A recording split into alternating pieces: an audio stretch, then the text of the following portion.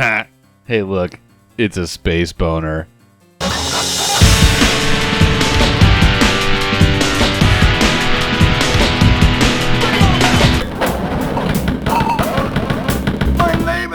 Hey douches, it's Rufus. Allow me to take you on a little journey way back to the early 90s, the birth of the first-person shooter, and the moment when relatively normal people started to realize that video games could actually be fucking awesome and weren't just reserved for children and hopeless neckbeards. Early titles like Wolfenstein 3D and particularly Doom defined the entire genre, so much so that for years afterwards all first-person shooters were dismissively referred to as being Doom clones. And many of them were just shitty rip-offs of Doom made for a quick buck, bringing nothing new to the table. But there was some gold buried in there, some truly innovative titles that have sadly been forgotten. Perhaps none more so than the game we're about to look at, which has been overlooked for many reasons, not the least of which because it was only available on Mac.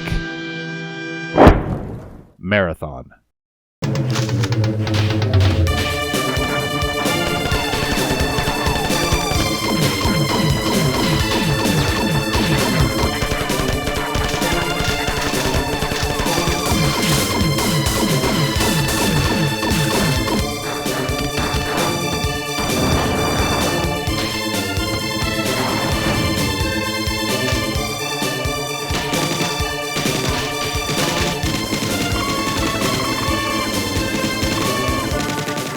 Ah, the sweet, sweet smell of good old-fashioned murder. Yes, it's a Doom clone, but what really sets this game apart from the rest is its story, so let's check that out before we begin. But remember, this is an OG computer game, so you know what that means. Reading the fucking manual. No worries though, I've prepared a helpful presentation. So the game takes place hundreds of years in the future on the Marathon, a big-ass space station with a crew of thousands, the first of its kind, which has been sent out to explore deep space and colonize new planets. The Marathon, by the way, was supposedly made out of the Martian moon Deimos. Doom reference, anyone? The Marathon is controlled by 3 artificial intelligences. Leela, who manages the day-to-day operations of the crew, Tycho, who handles science and engineering, and Durandal, who runs the automatic functions of the ship. Although I've always pronounced it Durandal for some reason. When our story picks up, the Marathon has already been in space for hundreds of years and is currently stationed near the planet Tau Ceti 4, where the first human colony outside of our own solar system has been busy establishing itself for the last few years. You play a nameless, badass space security officer, which is totally not the same thing as a space marine. I swear this game isn't just Doom. So one day you're on the way back to the Marathon from the colony in your shuttle, minding your own business, when 2 very shitty things happen at once. First, Durandal, who's apparently gone batshit insane, tries to kill you by blowing the shuttle's airlock. You manage to survive by putting on your airtight battle armor, but then, as if that's not enough, a big-ass alien spaceship appears out of nowhere and starts attacking the Marathon. Which is kind of a big deal, because in this universe, humans haven't actually run into any aliens yet. So the aliens blow up your shuttle, but you again manage to survive by launching your escape pod. You are now left drifting slowly towards the Marathon with no idea what the fuck is happening, and apparently a previously unknown alien race as well as one of your own computers are trying to fucking murder you.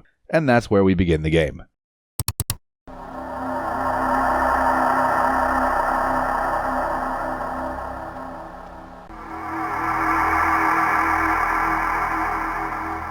I've always loved that title screen. Atmospheric as fuck.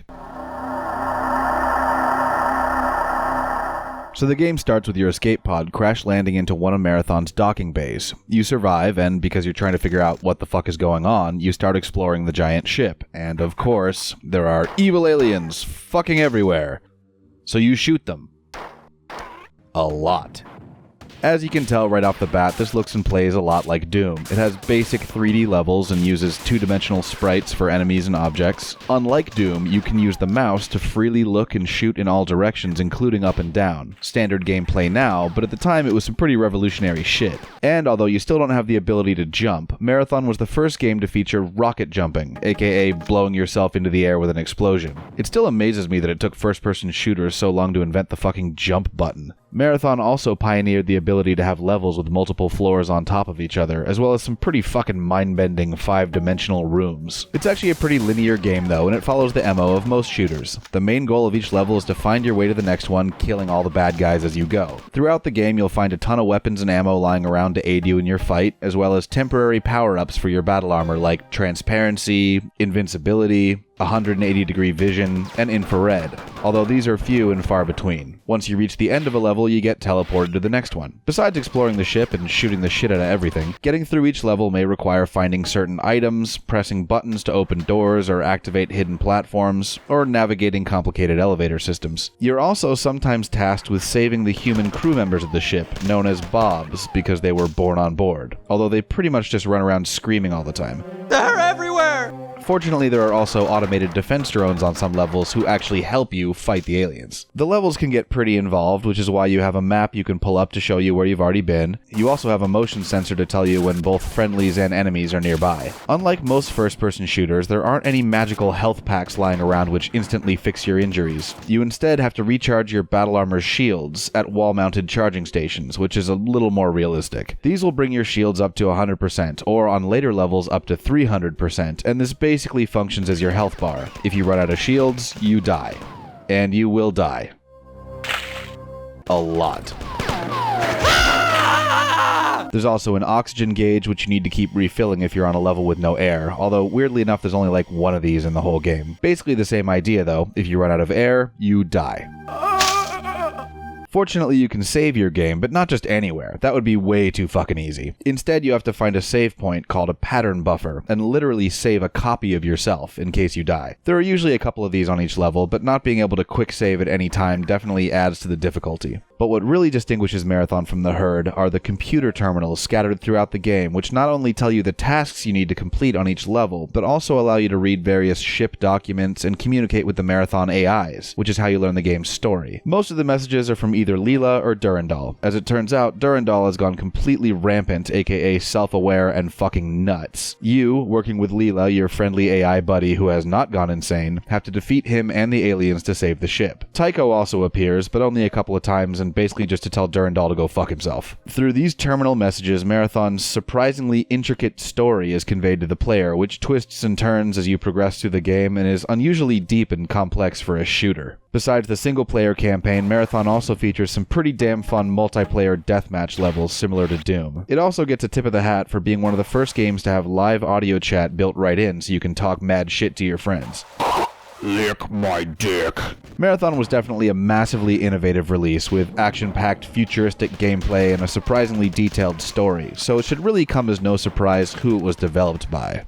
Bungie. That's right, that Bungie. The guys who would later go on to make the massively successful Myth, Halo, and Destiny series. However, at this early point in their history, they'd only released a few simple games, most notably Pathways into Darkness, which was basically Wolfenstein 3D but with dungeons full of monsters instead of bases full of Nazis. And all of their games at the time were developed exclusively for Apple computers. Oh, how the times have changed. With the release of Doom in 1993, they saw an opportunity to make a first-person shooter for the Mac market which would rival its success. After a whirlwind 6 months of development, Marathon was released, and it was a huge hit with Mac users getting rave reviews and spawning 2 sequels. Unfortunately, Mac gamers are a pretty small community, and it sold less than 200,000 copies compared to Doom's 2 million. That said, it was enough of a financial boon to propel Bungie forward, eventually leading them to create one of the most successful video game franchises in history, Halo, which is considered a spiritual successor to Marathon. Just think about it, a first-person shooter about a human super soldier doing battle against hostile aliens and a crazy AI in deep space with the help of a friendly female AI, all set within a deep and complex storyline on a grand scale. Sound familiar? If you really need proof, just look at how many times Bungie has hidden the Marathon logo throughout the Halo series. I'll put a link to a full list in the description, but it's fucking everywhere. So, although Marathon has been sadly forgotten by many, its legacy definitely lives on today. Having had a look at the original game, let's get to the review. Firstly, I can't stress enough how detailed and interesting this game's story is, especially for a 90s action game. Unlike Doom, where the story basically just felt like an excuse to shoot a shitload of cool monsters and had very little to do with the actual game design, Marathon's story directly informs the in-game experience. When you first arrive, you can look down at the docking bay where your ship just crash-landed and you can see the alien ship through the windows. When you get to the crew quarters, you can see the pods where people were cryogenically frozen for the trip through space. The guns in the game aren't just randomly lying around for no reason. There's usually an explanation, such as a ship armory or a stash left behind by past mutinies. Your goals on each level are an integral part of the story too, like stopping the aliens from blowing up Marathon's giant reactors or activating an emergency communications array. As you progress through the game, you find out that Durandal has apparently been insane for many years already, and he was just keeping it low-key until he saw his chance to fuck shit up. He's the one who first detected the aliens, and then intentionally invited them to attack the ship so he could gain his freedom from the humans. You also get word from the ground that they're attacking the colony down on the planet at the same time. You find out the aliens are called the Four and are slavers, kidnapping other species and forcing them to do their bidding, which is why there are such a variety of weird alien critters running around fucking up the ship. One of the species they've enslaved are called the who work as their computer hackers, which is why you usually find them creeping around computer terminals. Eventually, they end up hacking and destroying your homie Leela,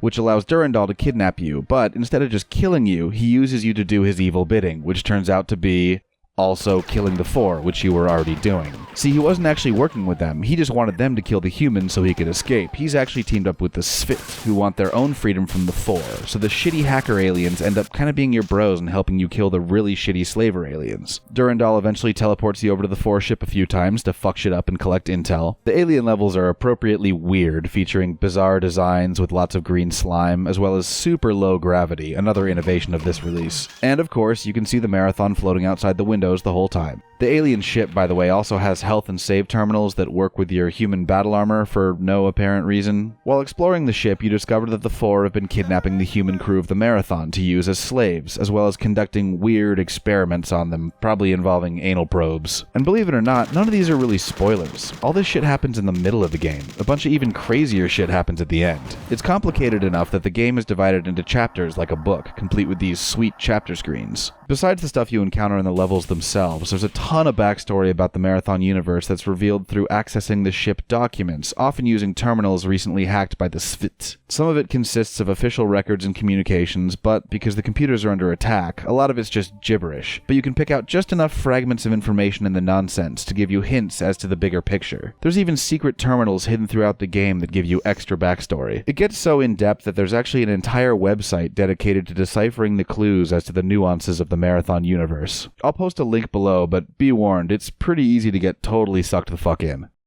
Another thing that impressed me was the lighting. Even with a really rudimentary 3D engine, the lighting effects really managed to set the mood of the whole game. Because you're supposed to be on a malfunctioning spaceship, much of the game takes place in cramped, dark spaces, lit only by flickering emergency lights or the ambient light of space coming in through the windows. There are the occasional large, well-lit areas on the ship, but they're rare. Even the huge outdoor landing station level is dark as fuck. But this all makes the occasional creepy lighting incredibly effective. This is particularly noticeable on the alien ship, where strobe effects are used pretty liberally to make the whole place feel weird as fuck.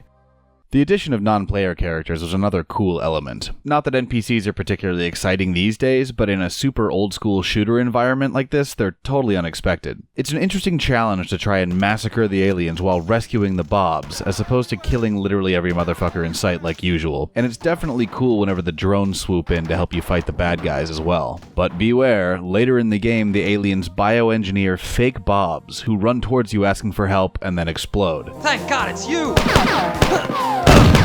Picking these suicide Bobs out from the real ones can be tough, so you need to keep your wits about you. Durandal later does a similar thing with the drones, reprogramming some of them to attack the good guy drones as well as you, which caught me totally off guard at first. The fuck, dude? Also, being allied with the Svit in the later half of the story results in some of the more memorable battles in the game, as you and your floaty hacker army take on hordes of 4 troops. Having additional characters running around besides just bad guys definitely adds some depth to the gameplay.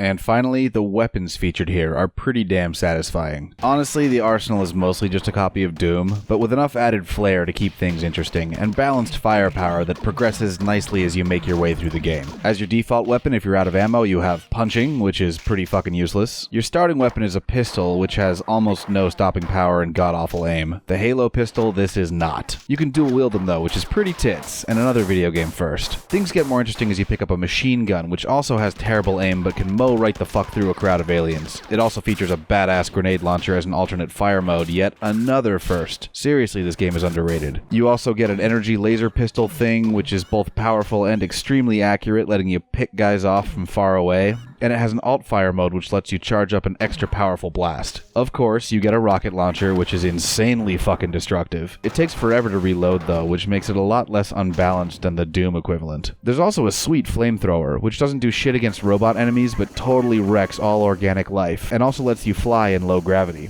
Fucking sweet. And finally, these alien machine guns, which are probably the best all-round weapon for quickly murdering a crowd of critters. Unfortunately, you can't reload these, presumably because you can't read alien. You just keep picking them up, firing them till they're empty, and throwing them away. Which is actually smart because it keeps the combat from getting too easy. Speaking of reloading, yes, this game is one of the first to feature reloading your weapon, as opposed to Doom where a single shotgun can apparently hold like 100 shells. There's a little display showing you how many clips you have left for each weapon, and your carrying capacity is limited. Often the smart move is to waste the end of your clip so you can pick up a fresh one. It works to add a little bit of realism to the insane sci-fi murder action.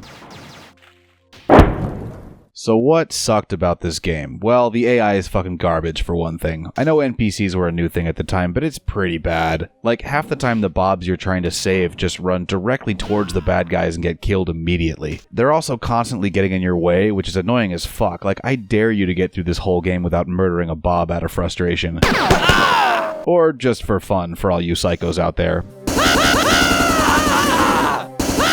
It literally doesn't affect the outcome of the game at all. The same thing goes for the defense drones, who constantly get stuck indoors and need to be blasted out of the way. Even the SFT occasionally need a warning shot to keep moving. Way to take a cool new idea and make it annoying as fuck, Bungie.